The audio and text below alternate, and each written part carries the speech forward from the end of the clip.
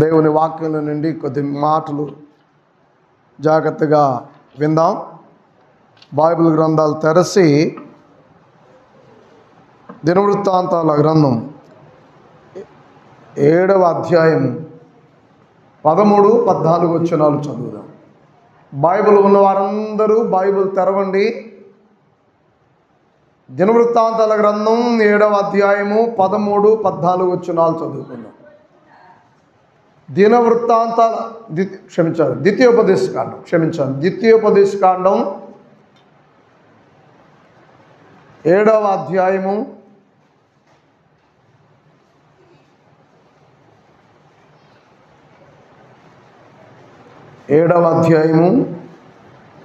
13-14 వచనాలు. ఆయన నిన్ను ప్రేమించి ఆశీర్వదించి అభివృద్ధి చేసి నీకిచ్చేదనని నీ పితరులతో ప్రమాణము చేసిన దేశములో నీ గర్భఫలమును నీ భూఫలమైన నీ సన్యమును నీ ద్రాక్షారసమును నీ నూనెను నీ పశువులను నీ గొర్రె మందలను మేకల మందలను దీవించదను. 14 వచనం. సమస్త జనముల కంటే ఎక్కువగా నీవు దీవించబడదువు. నీలో మగవానికైనా కానీ ఆడుదానికై కానీ గొడ్డుతనముండదు, నీ పశువులలోనైనను నుండదు. చాలు. మరొకసారి 2 చేతుల పైకెత్తి బిగ్గరగా హల్లెలూయా చెప్తారా? హల్లెలూయా.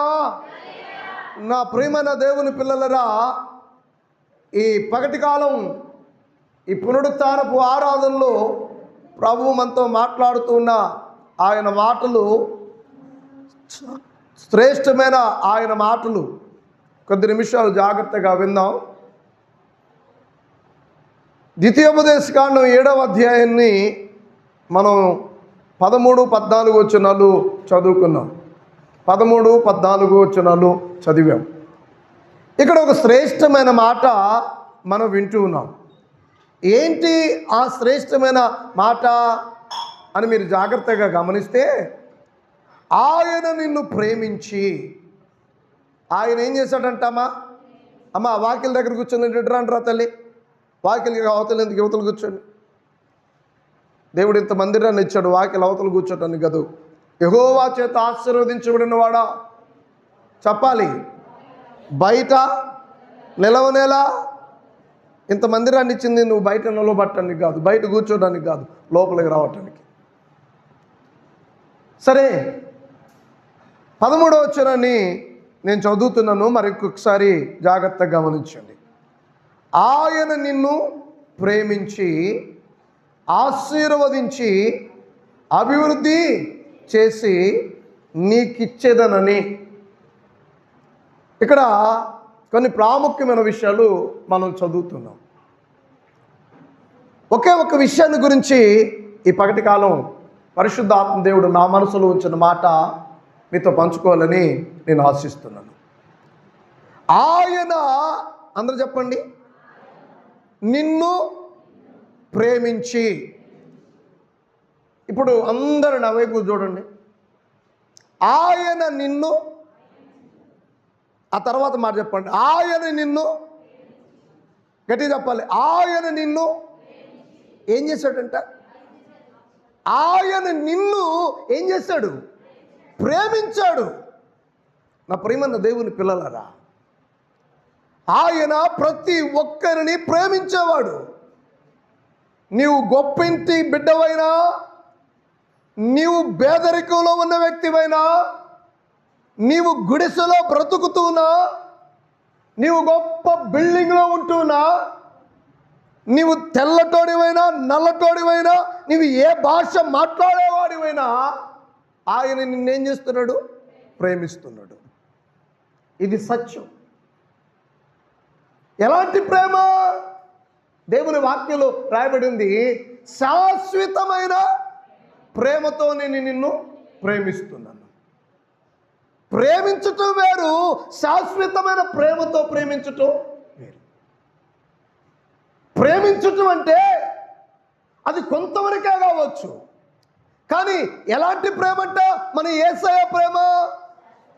ఇర్మియా గ్రంథం 31వ అధ్యాయం 3వ వచనం అంటాడు, శాశ్వతమైన ప్రేమతో నేను నిన్ను ప్రేమిస్తున్నాను. ఆయన నిన్ను ప్రేమించే దేవుడు అన్న విషయాన్ని నీవెన్నడూ మర్చిపోవాకు. ఆయన నిన్ను ప్రేమిస్తున్నాడు, ప్రేమిస్తూనే ఉన్నాడు. మరి నీవు ఆయన ప్రేమిస్తున్నావా? ఒక్కసారి ఆత్మ పరీక్ష చేసుకో. నీ గుండె మీద చేయబెట్టి నన్ను నేను ఒక్కసారి ఆత్మ పరీక్ష చేసుకుందాం. నిజంగా నేను యేసయ్యను ప్రేమిస్తున్నానా? ప్రేమిస్తూ ఉన్నానని పెదవులతో చెప్తున్నాను, కానీ ఆయనను ప్రేమించవలసినంతగా నేను ఆయనను ప్రేమించట్లే. ప్రేమిస్తూ ఉన్నానని చెబుతూ ఉన్నావు. యేసయ్య నువ్వంటే నాకు ఎంత ప్రేమో తెలుసా? యేసయ్య నేను నిన్ను ఎంతగా ప్రేమిస్తూ ఉన్నానో అని మనం చెప్తున్నాం. పెదవులతో చెప్తున్నామా? హృదయంలో నుండి చెప్తూ ఉన్నామా? అంతరంగంలో నుండి చెప్తూ ఉన్నామా? నువ్వు అనుకుంటూ ఉన్నావు నేను ప్రేమిస్తున్నానని, కానీ ప్రభు అంటున్నాడు, నీవు నన్ను ప్రేమించాల్సినంతగా నీవు నన్ను ప్రేమించట్లే. నీవు నన్ను ప్రేమించవలసినంతగా నీవు నన్ను ఏం చేయట్లే? ప్రేమించట్లే. చూడండి, యోహాను సువార్తలో ఒక వ్యక్తిని అడుగుతాడు అదే ప్రశ్న. యోహాను సువార్త చివరి అధ్యాయంలోనికి వెళ్దాం. యోహాను సువార్త చివరి అధ్యాయంలోనికి మనం వెళ్ళినట్లయితే అక్కడ ప్రభు ప్రశ్నిస్తున్నాడు. 21వ అధ్యాయం యోహాను సువార్త 21వ అధ్యాయము 15వ వచనం నుండి చదువుకుందాం. 15వ వచనం, వారు భోజనము చేసిన తరువాత యేసు సీమోను పేతురును చూచి, యోహాను కుమారుడైన సీమోను, వీరి కంటే నీవు నన్ను ఎక్కువగా ప్రేమించుచున్నావా? చాలు. స్తోత్రం చెప్పు, గట్టిగా చెప్పు, మరొకసారి చెప్పు, హల్లెలూయా. ఏమన్నాడు? యోహాను సువార్త 21వ అధ్యాయం 15వ వచనంలో చివరి పేరాలు అంటాడు, నీవు నన్ను ఎక్కువగా వీరికంటే నీవు నన్ను ఎక్కువగా ప్రేమిస్తున్నావు. అంటే ప్రభువుకు తెలీదా పేతురు ప్రేమిస్తున్నాడు ప్రేమించట్లేదో? పేతురు ప్రేమిస్తున్నాడో ప్రేమించట్లేదో దేవునికి తెలీదా? దేవునికి సమస్తము తెలుసు. ఆయనకు మరుగైనది ఏది కూడా. నీవు ఆయన్ని ఎంత ప్రేమిస్తున్నావో ఆయన చూస్తున్నాడు. నేను ఆయన ఎంత ప్రేమిస్తున్నానో ఆయన చూస్తున్నాడు. ప్రతి ఒక్కరూ ఆయనను ఎంతగా ప్రేమిస్తున్నామో, మన ప్రేమ ఎంతగా ఉందో ఆయనకు బారాటంగా తెలుసు, ఆయనకు బహుగా తెలుసు. కానీ ఆయన నిన్ను ప్రేమిస్తున్నాడన్న విషయాన్ని నువ్వు మర్చిపోతున్నావు. నీ ప్రేమకు ఆయన ప్రేమకు చాలా వ్యత్యాసం ఉంది. ఆశీర్వాదం వస్తే నువ్వు ప్రేమిస్తావు, అంతస్తు కట్టుకుంటే నీవు ఆయన ప్రేమిస్తావు, గొప్పవాడు అవుతే నీవు ఆయన ప్రేమిస్తావు. అదే భేద స్థితిలో ఉంటే ఆయన ప్రేమించటం నీ వల్ల కాదు. అదే ఆర్థిక పరిస్థితుల్లోనే ఉంటే ఆయన ప్రేమించటం నీ వల్ల కాదు. కష్టాలు వస్తే, శ్రమలు వస్తే, శోధనలు వస్తే, ఇబ్బందులు వస్తే, అవి ఏవి వచ్చినా నేను అంటాను, ఒక దైవజనునిగా మీతో ప్రభు మాట్లాడుతున్న మాట ఏంటంటే, నువ్వు ఏ పరిస్థితుల్లోనైనా నువ్వు ఆయన ఏం చేయాలి? ప్రేమించాలి. గట్టిగా చప్పట్లు కొట్టండి ఒకసారి. ఎందుకు చప్పట్లు కొట్టారు మీరు? ఏ పరిస్థితిలోనైనా నువ్వు ఆయన ఏం చేయాలి? ప్రేమించాలి. అదే ఆ ప్రేమనే ఆయన కోరుకుంటున్నాడు. మనకు బైబిల్ గ్రంథంలో ఒక వ్యక్తిని మనం చూస్తాం. ఒక వ్యక్తి ఏంటంటే, చాలామంది వ్యక్తులు ఉన్నారు. చాలా శ్రేష్టమైన ఒక వ్యక్తి ఉన్నాడు. ఆయనే యోబు. ఎవరైనా? యోబు. ఆయన ఎంతగా దేవుని ప్రేమించాడో ఆయన మాటలతో కాదు, ఆయన క్రియలతో చూపించాడు. మాటలతో చూపించటం కాదు, మాటలతో చెప్పటం కాదు, క్రియలతో ఆయన చేసి చూపించాడు.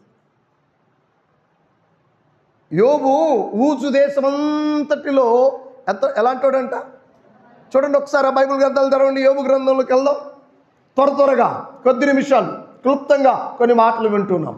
యోబు గ్రంథం మొదటి అధ్యాయం, యోబు గ్రంథం మొదటి అధ్యాయాన్ని దయచేసి తెరసి ఆ భాగాన్ని గమనిద్దాం. యోబు గ్రంథం మొదటి అధ్యాయం మొదటి వచనం. ఊజు దేశమునందు యోబు అను ఒక మనుషుడు నేను, అతడు యథార్థవంతుడును న్యాయవంతుడునై దేవుని యందు భయభక్తులు కలిగి చెడుతనమును విసర్జించిన వాడు.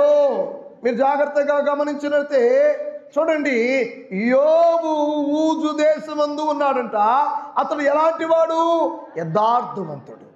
2 న్యాయవంతుడు. 3 దేవుని యందు భయము భక్తి కలిగిన వాడు. స్తోత్రం చెప్పు. 3 అంట ఆయన దేవుని యందు భయము భక్తి కలిగిన వాడు. ఈనాటి క్రైస్తవులో భయం ఉంటే భక్తి లేదు, భక్తి ఉంటే భయం లేదు. భయము భక్తి 2 కావాలి. సేవకుడికైనా విశ్వాసికైనా వారు ఎవరైనా ప్రభువును ఆరాధిస్తున్నారంటే, ప్రభువును నిజంగా ప్రేమిస్తున్నారంటే, ప్రభువు మీద ఆనుకున్నారంటే ఆ వ్యక్తికి ఏముండాలి? భయము ఉండాలి, భక్తి ఉండాలి. ఒక పక్షి ఎగురుతూ ఉందంటే దానికి 2 రెక్కలు ఉన్నాయి. 2 రెక్కలు ఉండటం వల్లే ఆ పక్షి ఎంత దూరమైనా ఎగరగలదు. ఎంత ఎత్తైనా అది ఎగరాలనుకున్నంత దాని గురి దగ్గరికి అది చేరగలదు. దేవుని పిల్లలమైన మనం ఆయన యందు భయము భక్తి కలిగి ఆయన ప్రేమిస్తే ఆ ప్రేమను చూచి ఆయన ఏం చేస్తాడంట? ఇప్పుడు చదవండి, ఇందాక వాక్యంలోకి వెళ్దాం. ద్వితీయోపదేశకాండం 7వ అధ్యాయం 13వ వచనం. ద్వితీయోపదేశకాండం 7వ అధ్యాయం 13వ వచనం.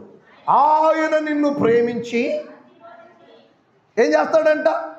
ఆయన నిన్ను ప్రేమించి, 2వదిగా ఆశీర్వదించి, 3 అభివృద్ధి చేసి. చాలు.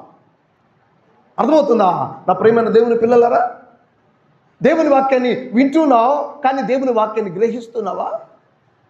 వినటానికి అలవాటు పడ్డాం, గ్రహించటానికి అలవాటు పడలే. వినటానికి ఇష్టపడుతున్నావు, కానీ ఆచరించటానికి ఇష్టపడట్లే. ఈనాటి క్రైస్తవులు, ఈనాడు ప్రభువును ఆరాధించే అనేక మంది వినటానికి ఇష్టపడుతున్నారు.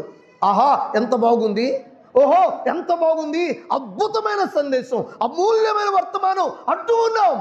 ఆ గడప దాటగానే విన్న దాన్ని కాస్త ఏం చేస్తున్నాం? విడిచిపెడుతున్నాం. వినటంలో గొప్పతనం లేదు, విని దాన్ని ఆచరణలో పెట్టడంలోనే గొప్పతనం. స్తోత్రం చెప్పు. 2 చేతుల పైకెత్తి స్తోత్రం చెప్పు. నా ప్రేమన దేవుని బిడ్డలారా, నీవు ఆయనను ప్రేమించగలిగితే, ఆయన యందు భయము భక్తి కలిగి నీవు ఉండి ఆయన్ను ప్రేమించగలిగితే. యోబు భయభక్తులు కలిగిన వాడు. అందుకే యోబుకున్న సమస్తము ఒకే దినాన అన్నీ ఒకళ్ళు వచ్చేసి పని వాళ్ళు చెప్తున్నారు, అయ్యా ఇవి పోయాయి, నేను ఒక్కనే మిగిలి వచ్చాను. అయ్యా ఇదిగో ఇవి పోయాయి, ఈ గాడిదలు పోయాయి, గొర్రెలు పోయాయి, ఒంటెలు పోయాయి, అన్నీ సమస్తం. ఆఖరికి పిల్లలు కూడా చనిపోయారని వార్త వచ్చింది, కొడుకులు కుమార్తెలు కూడా చనిపోయారని వార్త వచ్చింది. అప్పుడు ఏం చేశాడు? యోబు గ్రంథం 1వ అధ్యాయం 21వ వచనం, ఇంటికి వెళ్ళిన తర్వాత చదువుకోండి. యోబు గ్రంథం 1వ అధ్యాయం 21వ వచనం ఏమంటాడు తెలుసా? యెహోవా ఇచ్చును, యెహోవాయే తీసుకున్నాడు. యెహోవా ఆయనే ఇచ్చాడు, ఆయనే తీసుకున్నాడు. ఆయన నామమునకు సమస్త స్తుతి ఘనత మహిమ కలుగునుగాక అంటాడు. ఆయన స్తుతిస్తున్నాడు. అంటే స్తుతిస్తున్నాడు అంటే అర్థం ఏంటో తెలుసా? ఆయన దేవుణ్ణి ప్రేమిస్తున్నాడు. నా ప్రేమ దేవుని బిడ్డలారా, నీవు ఆయన ప్రేమిస్తే, నీవు ఆయన యందు భయము భక్తి కలిగి ఉంటే, నీవు ఏ విషయంలో అయినా ఆయనకు కృతజ్ఞతాస్తుతులు చెల్లించకుండా ఉండలేవు. మేలు జరిగినప్పుడే కాదు కృతజ్ఞతాస్తుతులు చెల్లించేది. ఏ అపాయం వచ్చినా, ఏ పరిస్థితిని ఎదుటికొచ్చినా నీవు ఏ మాత్రము దేవుని విడిచిపెట్టకుండా ఆయనకి ఏం చెల్లించాలి? కృతజ్ఞతాస్తుతులు చెల్లించాలి. అర్థమవుతుందా? అపోస్తలుడైన పౌలు భక్తుడు అంటాడు, దెస్సలోనికి రాసిన పత్రిక 5వ అధ్యాయం అంటాడు, దెస్సలోనికి రాసిన మొదటి పత్రిక 5వ అధ్యాయంలో ఇలా అంటాడు, ప్రతి విషయం నందు మీరు దేవునికి కృతజ్ఞతాస్తుతులు చెల్లించాలి. ప్రతి విషయమందు దేవునికి మనం ఏం చెల్లించాలి? కృతజ్ఞతాస్తుతులు చెల్లించాలి. ఈ పగటి కాలం ప్రభు మనతో మాట్లాడుతున్న మాట అంటే, నువ్వు ప్రేమిస్తున్నావా? పేతురుని అడిగిన ప్రశ్న నిన్ను అడుగుతున్నాడు. పేతురుని అడిగిన ప్రశ్న నన్ను అడుగుతున్నాడు. పేతురుని అడిగిన ప్రశ్న ఇక్కడ కూర్చున్న ప్రతి ఒక్కరితో ఆయన మాట్లాడుతున్నాడు. నువ్వు నన్ను ప్రేమిస్తున్నావా? నీ సమాధానం ఏంటి? నువ్వేం చెప్పగలవు? ప్రేమిస్తున్నానయ్యా అని చెప్తావా? పెదవులతో చెప్తావు. ఆయన ఏం చూడలే అనుకుని ప్రేమిస్తున్నానయ్యా, యేసయ్య అంటే ఎంత ప్రేమ తెలుసా అని చెప్తావు. కానీ అది పెదవులతో కాదు, నీ హృదయంలో నుండి ఆ ప్రేమ బయటికి రావాలి. స్తోత్రం చెప్పు. నీ ప్రేమ బలమైనదైతే, నీ ప్రేమ గొప్పదైతే, నీవు నిజంగా ఆయన ప్రేమిస్తే ఆయన ఏం చేస్తానంటున్నాడు తెలుసా? నిన్ను ఆశీర్వదిస్తాను. ఏం చేస్తానంటున్నాడు? ఆశీర్వది. ఎలా ఆశీర్వదిస్తానంటున్నాడు చూడండి. 14వ వచనంలో ఆ మాట అంటాడు. ఎలా ఆశీర్వదిస్తానంటున్నాడు? సమస్త జనముల కంటే ఎక్కువగా నీవు. అది స్తోత్రం చెప్పు. సమస్త జనుల కంటే ఎక్కువగా నీవు ఆశీర్వదించబడతావు. ఎప్పుడు ఆశీర్వదించబడతావు? ఆయన ప్రేమించినప్పుడు. ఎప్పుడు ఆశీర్వదించబడతాం? ఆయన యందు భయము భక్తి కలిగి ఉన్నప్పుడు. ఎప్పుడు ఆశీర్వదించబడతాం? ఆయన యందు యథార్థమైన హృదయం కలిగినప్పుడు. యథార్థమైన హృదయం నీకుందా? ఆయన యందు భయము భక్తి కలిగిన బ్రతుకుతూ ఉన్నావా? దైవజనురాలు చెప్తా ఉంటుంది, ప్రతి నెల బల్లారాధనకి వైట్ అండ్ వైట్ చక్కగా దేవదూతలాగా రెండమ్మా అంటే, అమ్మా అలాగే మాస్టర్ గారు అన్నట్లుగా తలకాయ ఊపి, విన్నట్లుగా తలకాయ ఊపి బల్లారాధనకు వచ్చేటడికి ఎవరి కలర్ వాళ్ళే, ఎవరికి నచ్చింది వాళ్ళే. అంటే అప్పుడు నువ్వు యేసయ్యను ప్రేమిస్తున్నావు అంటావా? లేకపోతే యేసయ్య మాటను గౌరవిస్తున్నావా లేదా? అర్థమవుతుందా నేను చెప్పిన మాట? బాప్తిసం పొందిన ప్రతి ఒక్కరూ కనీసం బల్లారాధన రోజన్న వైట్ అండ్ వైట్ వేయండి, లేకపోతే కొనుక్కోండి. ఉన్నాయి, లేవని ఎవరి దగ్గర లేవు, అందరి దగ్గర ఉన్నాయి. కానీ కట్టుకొని రావటానికి మనకేంటి? ఒళ్ళు బద్ధకం. తెల్లగా కనపడితే ఆపరా, తెల్లగా కనపడితే